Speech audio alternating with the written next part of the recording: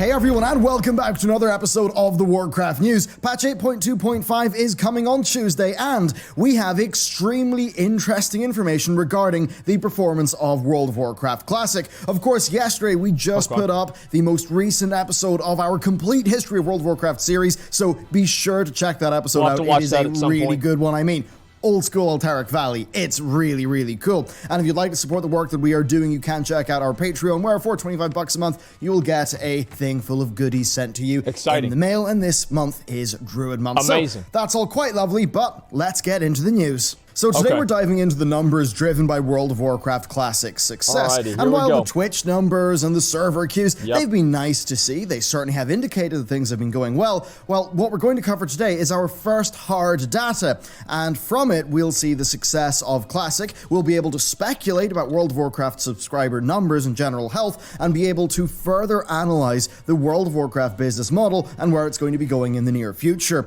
Now, this report comes from analytics firm Superdata, who have most recently published their monthly report. Now, this is just a summary. The actual reports are extremely expensive to get a hold of, and of course, they're NDA'd to hell. But holy fuck, they're like $1,000. Holy goddamn, dude. thankfully, the highlights do actually cover all the data that we're going to need for the purposes of today's video. So they track the top revenue by game across PC, console, and mobile on a monthly basis. Now, World of Warcraft West ranked 7th in their June report, but it dropped off in July. Now, their August report, the most recent one, that puts World of Warcraft West at rank 3, with them reporting that the game has experienced a 223% growth in subscription revenue, but the total revenues are still below the launch of Battle for Azeroth. And there's actually a lot that we can learn from this, and we're going to start off the analysis by diving into World of Warcraft subscriptions. Blizzard, as we know, stopped reporting subscriber numbers in Warlords of Draenor. I think with them seemingly, well, just seeing it as a bit of a lightning rod, a kind of validation for those who are critical of the game, but also, and I do think correctly in financial terms, them seeing it as not being a great indicator of overall revenue. Now, I do... Well, it's not, right? I mean, it's not. Unfortunately, it's not. The fact is that Blizzard cares a lot about having their whole fucking, you know, their microtransactions and everything like that, you know? Like, that's what they're all about. You know, they don't want their whales, okay? They want their super whales. Whales are 2018. This is 2019. We're only going for the super whales. I think that's for the worst, but it is the case that World of Warcraft revenue is significantly, well, it's heavily driven by additional purchases past the subscription fee, and that is something that was noted in the post-Battle for Azeroth Activision Blizzard earnings call, where they noted the expansion saw strong participation in value-added services. So you really can't tell. That means people bought store mounts. You spit on those motherfuckers because they're ruining the goddamn game. Like, these fucking idiots keep buying store mounts. Oh, wow, I can't wait for Blizzard to bring out something else with my money so I can pay for it again. Oh, boy, wow. Ooh, I love you, Blizzard. And, you know, tweeting at them, oh, yeah, I can't wait to buy this. Oh, I don't have any money, but I am not very good at spending my money and managing money, so I'm going to buy another mount. It's kind of why I don't have money in the first place, but you know, hey, we're gonna get them out, oh boy! You know, and like, you just look at their fucking face, dude, it's like a human version of a bug, you know? And it's like their eyes are popping out of their fucking head the moment they start turning on the fucking advertisement for buying a $25 mount, man. It's like these guys get more excited over a fucking mount than a normal person would get over a win in the lottery.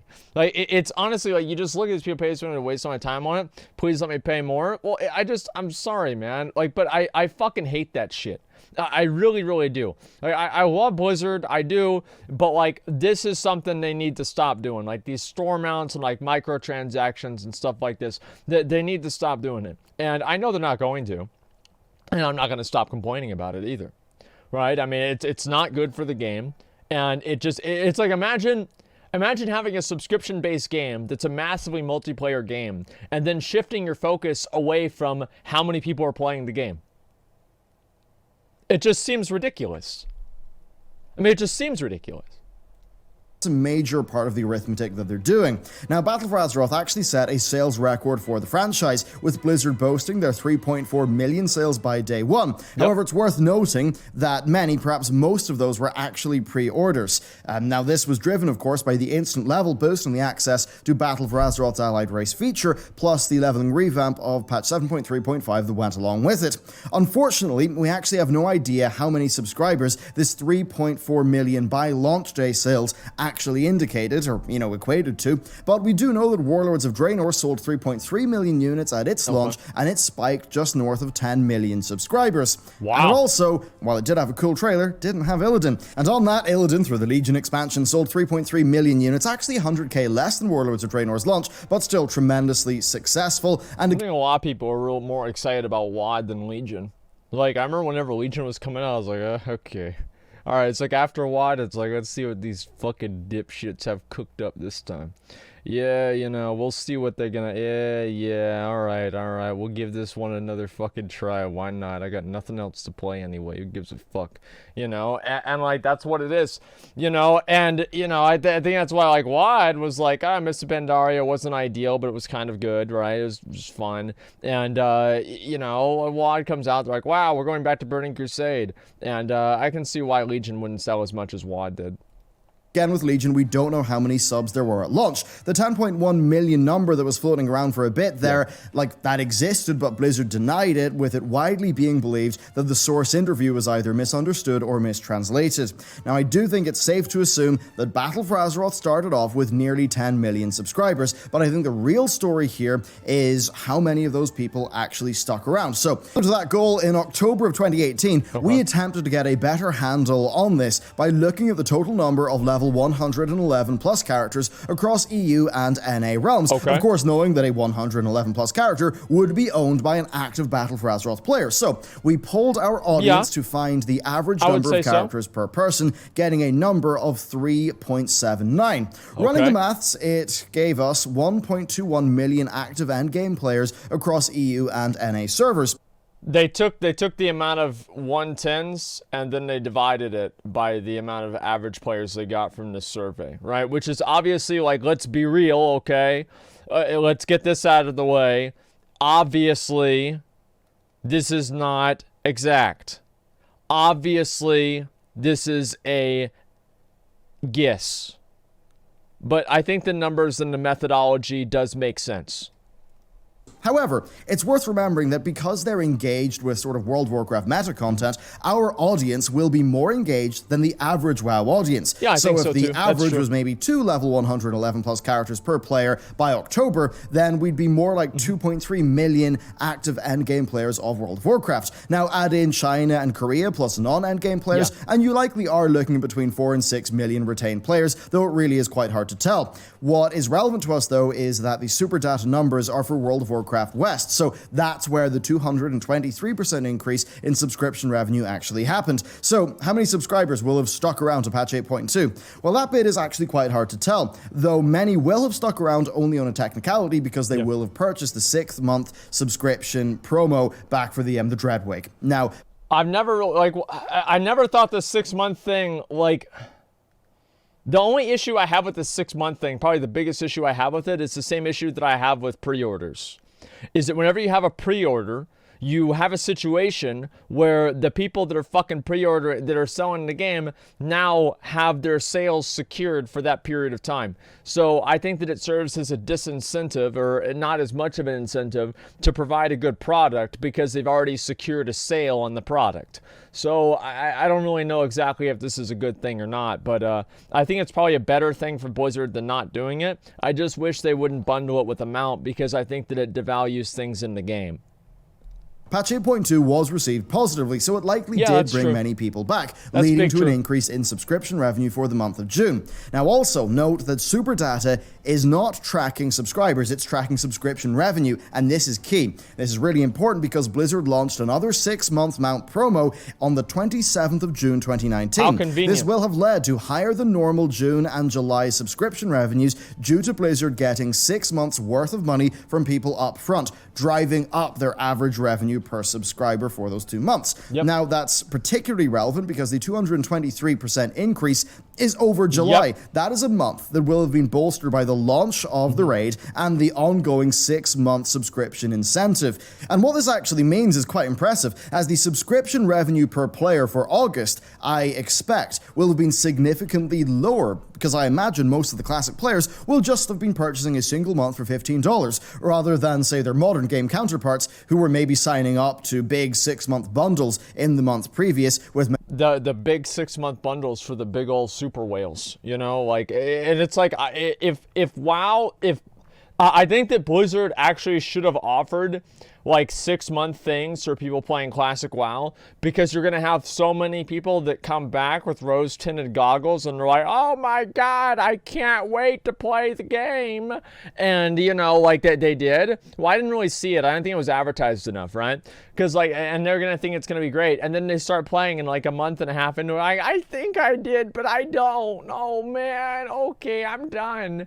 And, you know, Blizzard still got you for 4 more fucking months. And the best part about that, right, is it actually might even be good for the player, is because they might be, oh man, I'm going back to Fortnite, and they go over to Fortnite, there's some fucking kid that's 12 years old, he's hopped up on fucking Monster energy drinks, Adderall, and fucking some sort of other cocaine, some kind of bullshit, and this kid's building towers in 5 seconds, and you know, he's going crazy, and he's like, you know, I play, they're like, oh man, fuck that shit, dude, and they just get their ass beat, and they're like, I'm going back to WoW. And, you know, if they have the sub, they're more likely to go and do it, because there's like a sunk cost fallacy going on in their fucking head. And so it's actually probably better if they do that. And so I don't know why they didn't focus and prioritize that more anymore, just being on a rolling 3-month subscription. Now, this change in average subscription revenue per player, that does actually make it essentially impossible to accurately predict World of Warcraft subscriber numbers. But if we were to assume identical subscription revenue per subscriber, and that maybe 8.2 had like 2.5 million Western subscriptions, then Classic would have over doubled the game's Western subscription base up to 5.575 million. However, it says 8.2. He fucked up because he said doubled it, so it'd be 8.2 million. If WoW Classic brought back 5 million people, I would be very surprised. All right, I mean, let's be real. That seems like that's a big number. Okay, like let's say that right now. That is a big number. Now, do I think that subs were as low as 2 million people? No, I don't think so. I think it was probably more like 4 or 5 maybe. Like probably a little bit more than that. The fact is, like, if you go and you look at like the retail servers, a lot of the servers are being shown as full, and I think that's because a lot of people are probably playing BFA a lot, you know. And I think people want to have an excuse to play WoW all day, and the issue is that Blizzard just hasn't been giving them that excuse. Like, they want to spend all day playing the game. That's what they want to do. Well, no, it's not a cap at all. What do you mean that's a cap? No, don't say no. Don't fucking say no. Holy sh...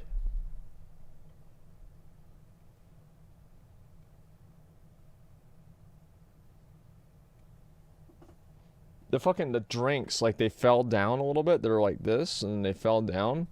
And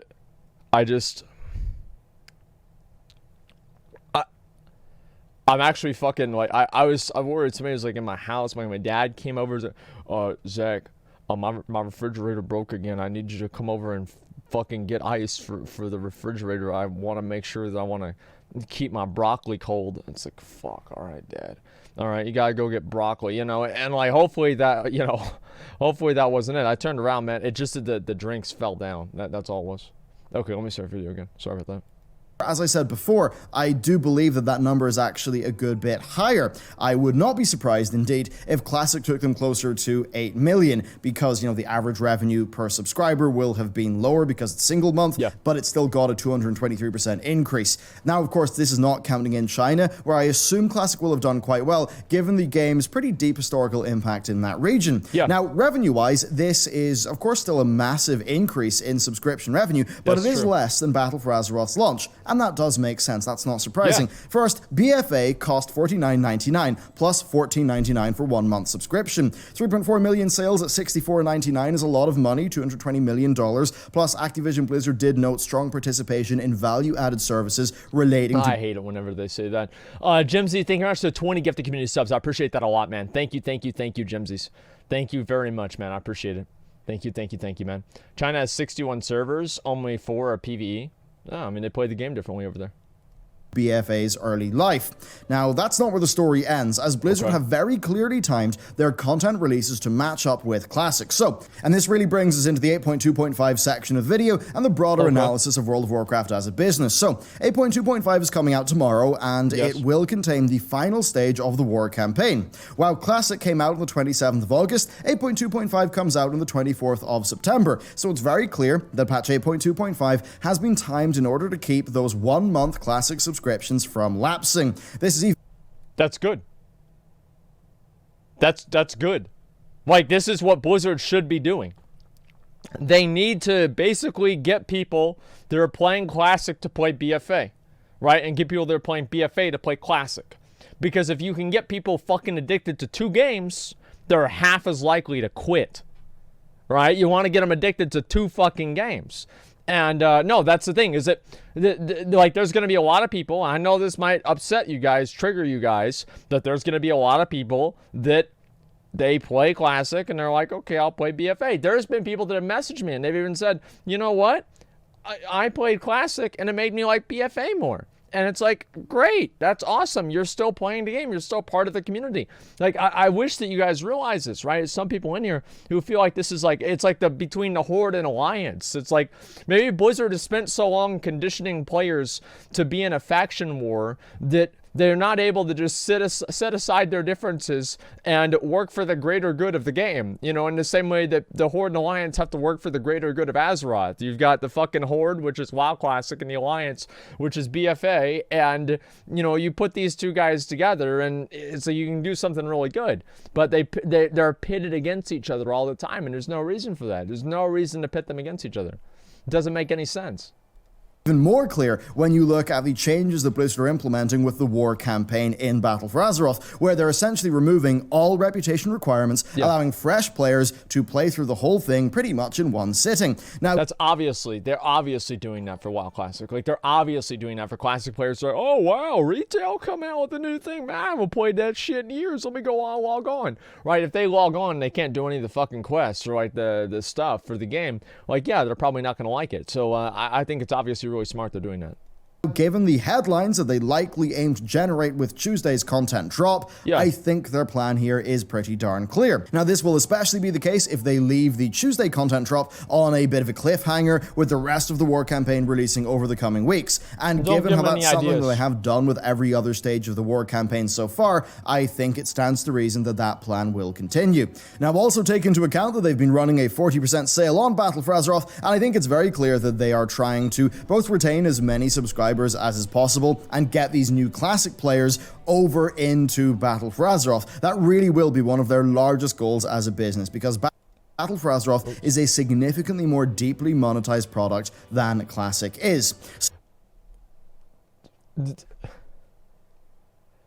worst part about that is they could literally just do it because they want the game to be good. Then they want the game to be like fucking healthy, you know? But you know, they're just probably thinking about this shit like, oh yeah, now we do this and, you know, it's going to get more people fucking, you know, addicted and shit to the game. You know what I mean? And it's like, yeah, we want to have them addicted to the game, and in that way they're buying all the store mounts. Everybody's buying all the store mounts. Ooh, let's get those store mounts. Major whales? What is beyond a super whale? Like, because like that, I'm thinking in terms of 2020. What's Blizzard gonna go after in 2020? A giga whale, omega whales. I like, yeah, omega whales. Yeah, that's even better. And those are people that spend $1,000 a month or more on fucking WoW.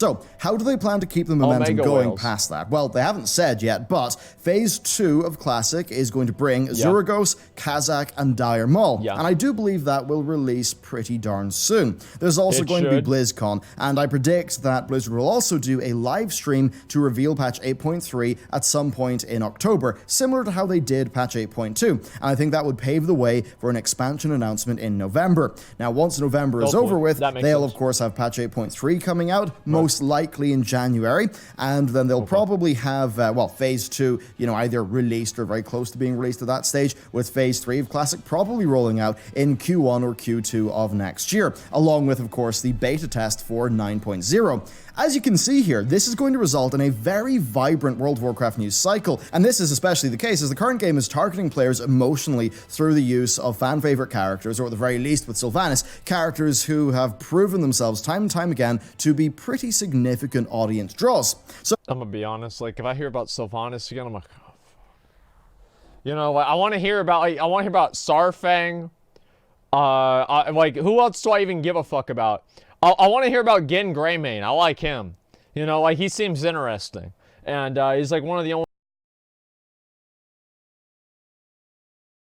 only, in my opinion, interesting characters in the story, right? Yeah, I like Gen. Yeah, I'm a furry.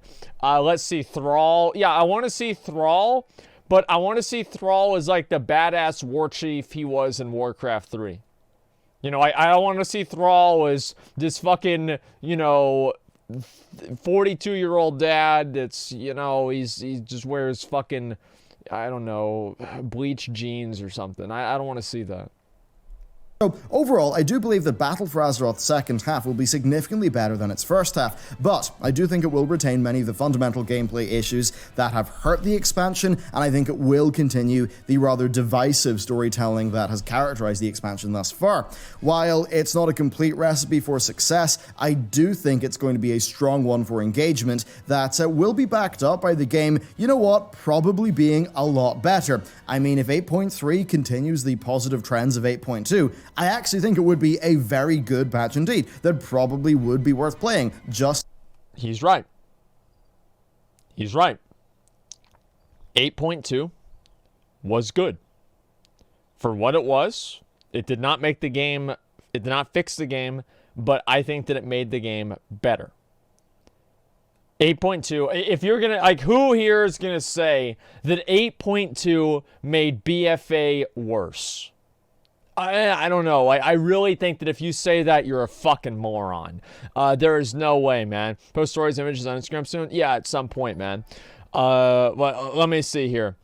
Poggers Champ is donated $5 a second. Popular World of Warcraft massively multiplayer online role-playing game has now exceeded 12 million players. Developer Blizzard announced today. The milestone was reached today after recent launch of the game's second expansion, Wrath of the Lich King. I don't think that really happened until ICC, though, honestly. Maybe I'm wrong about that, but I feel like it was somewhere around ICC. Okay, let me go ahead and I'll read the. I'll go to the rest of the video. Like how I think 8.2, pretty much was worth playing and was full of really good stuff. I agree. Now, add on top of that Classics engagement, and I think World of Warcraft is in for a rather atypical but strong period of performance. Now, the most important factor here will be 9.0, as its reception will either prove or disprove World of Warcraft's TikTok trend, with, Mists of Pandaria being great, WoD being bad, Legion being great, Battle for Azeroth being bad. If that trend continues, then, 9.0 would be good, and Blizzard would find themselves with, we could say, Legion-like performance. Now, if that's Legion-like performance with BFA-like monetization... It is TikTok-like performance because it's being catered towards 8-year-olds. But anyway, I think that's basically what's happened, right? I mean, let's be real. Pretty much what's been happening is that you have the good expansion, then you have the bad one. And then you have the good one, then you have the bad one. Now, we've gone through BFA. I think half of BFA sucked. If 8.3 comes out and it's good, BFA will be not saved, but I'll consider it fine. Fine. It'll be fine. Okay? Won't be good. It'll be salvaged. Yeah, I'm not going to say saved. It will be fine.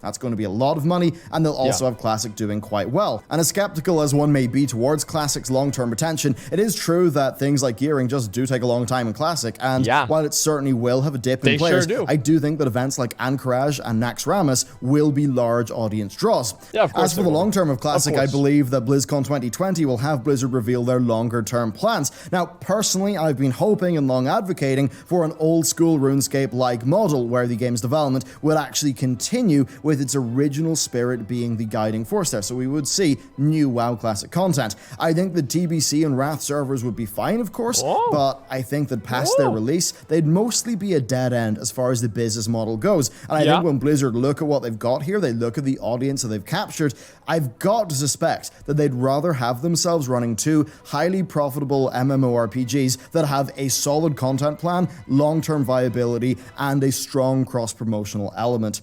So there you go. That's what I think about the 8.2.5 release date, and also the analysis of the recent Super Data report. Combine this with, I think, what we're going to see at BlizzCon 2019. And, I mean, I do think Blizzard actually, I do think that Activision Blizzard's probably going to be going in a good direction. Now, I say that in terms of its stock price, not necessarily in terms of the quality of its games and the respectfulness of their business models towards. Okay, so what he's saying is that they're going to make more money, but the games are still going to have a bunch of microtransactions. I think that everybody knows that's true. The fact is that, like, yeah, of course that's going to be the case. But I do think that Blizzard, if they wanted to develop WoW Classic kind of as a parallel to current WoW, I'd be okay with that. I think that'd be really cool. But I just worry that somehow they'd fuck it up along the way. And hopefully that's not what happens, but I think that it would be. Okay, it's a bad idea. Bellion wants it, and it's good. You agree? Well, no. If you think I'm banning you, you're stupid. Okay, I didn't say that. I've always said that I wanted WoW Classic. I did. Okay, yeah, you're stupid. Like, that's not what I said at all. What I said before, right, is that I would like to see Classic WoW. Here is my official stance on Classic Plus versus Burning Crusade. The realist in me wants Burning Crusade. The optimist in me wants Classic Plus. That's how I feel. I don't really care about seeing Wrath servers, personally. It's not particularly important to me. But that's how I feel. So, do I want Classic Plus? Yes, I do. But at the same time, I think Burning Crusade would be safer. And also, I feel like Classic Plus would run into a number of confusing elements, such as going through and dealing with issues like the Lich King or Burning Crusade or Illidan, for example, but not in Burning Crusade or not in Wrath of the Lich King. So, like, how would they do that? I don't know. I think it just depends. Towards the players, but certainly if I was going to be throwing money into a game stock, I have a feeling that, well, I don't think they're as undervalued now. I think if you were buying stock before Classic, then, well, a good bit before Classic, then I think they would have been undervalued given their long-term trajectory. But if you consider Modern Warfare seemingly being quite good, and what I think Blizzard have got planned with Overwatch 2 and Diablo 4, yeah, I think they maybe even still could have an undervalued stock. Now, that said, there is a lot to suggest that the Call of Duty Competitive League and that the Overwatch League are significantly overvalued, that they're not generating revenues in line with their, I believe, upwards of 20 million per team spot sales, sales. They're not. You know why? Is because they're boring. Like, you have to play Overwatch to understand Overwatch. There's so much, like, Blizzard overcomplicates their games to the point to where they're not good esports, which is fine, but they're also not good esports. Like, and also, like, Overwatch, and Blizzard has this issue where, like, somehow the most boring meta always ends up being the best one. It's like, why is it not like having 5 Widowmakers? Like, having 5 Widowmakers, you can't have that. I think you only have one on a team, right? Or something like that. But you have 5 Widowmakers, and, like, this is fucking people sniping the shit out of each other, and it'd be fucking badass, right? But now you've got 5 tanks. All right, boys, let's go into this. Ho, ho, ho, all right, let's go. And it's just fucking boring, man. just straight up fucking boring. Like, they need to have better, like, the comps are not diverse enough. You watch the WoW tournaments, and it's like every single, like, a lot of the comps are, you're doing the same things over and over. MDI is even worse. It's just boring, right? You play ladder. I remember we were playing ladder one week in current WoW, right, for Arena. And we queued against, it was like a fire mage, a paladin, and, like, I think a rogue or something like that. And, like, we queued into that. We did, like, 25 games. We queued into that, like, 18 games out of 25. They're out of the 20. It was insane. Prices for the, the team franchises. Yeah. So if that sort of esports angle to their business pops, I think that could lead to quite a large problem in terms of what the markets perceive. A lot of the esports money, I think that's hedged on very, very lofty expectations of growth. And if that is not achieved, then yeah, there's obviously going to be a bit of a problem there. But anyway, that's basically my thoughts here. And I suppose if you are interested in more of the business analysis stuff, do check out our second channel. Like, we release 5 to 7 videos there a week, sometimes even more, and you probably would enjoy that quite a bit. But anyway, that is it for this video. Of course, if you want to support what our team is doing, you can check out the Patreon, and then also the complete history of World of Warcraft, which we just put a new episode up for yesterday. Thank you very much for watching this video, and I will see you next time. Okay. Anyway, let's see here. Really, bro? What do you mean, really? Like, I'm confused here. What do you mean by that? Here's a question. So it's clear from the beta, BGs are done. Can you explain why ever it would make sense to keep the PvP in Phase 3? So they can artificially extend the excitement about the game. Like, that's obviously why. I mean, like, let's be real. Like, that's why they're going to do it. I mean, why are they not putting BGs in now so they can announce doing them later and get people to come back and pay for the game again? That's entirely why. Let's see here. I resubbed after 6 years for Classic. Makes sense. More than 2/3 of my friends list who used to play WoW, latest Wrath of the Lich King, are all playing Classic every day. Blizzard subs have more power up here, but subs mean more chances for monetization. Blizzard, quick, we need more subs. That's about right. Bell, you're unable to say things simply. If you feel that way, then you're a simple person. Let's see here. I bought 6 months whenever Classic came out. I think it did more than you think. Yeah, I think so. That's the case too. Old trick, having Jeff Kaplan in the thumbnail always makes me insta-click. Yeah, that's true too. If you start Classic WoW, I might as well say goodbye to life. Good. And it sounds like we think we do, and we did. That's very true. Biggest issue with modern WoW's philosophy is they're trying to corner the market. It's already been cornered. Yeah, I know, man. That's very, very true too. Okay, so